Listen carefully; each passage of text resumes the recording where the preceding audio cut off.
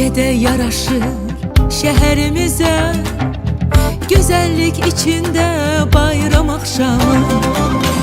Necə də doğmadır, xoş gəlir bizə, yandırın hər yanda gür ışıqları.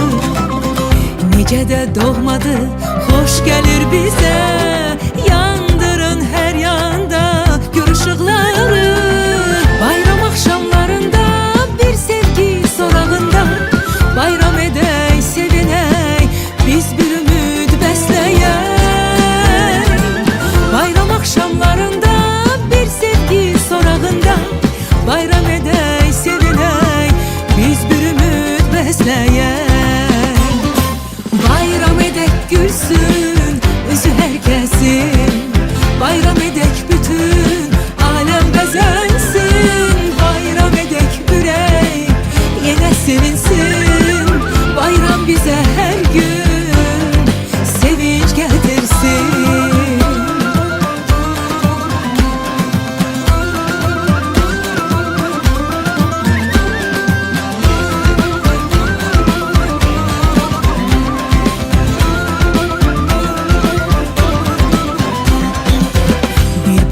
Büsat var bayram axşamı, arzular, xəyallar, nəğmələr üçün. Sevinsin hər bir kəs, sevinsin hamı, sevgi ilə yaşayan ürəklər üçün. Bayram axşamlarında bir sevgi sorağında, bayram edək, sevinək, biz bir ümid bəsləyək.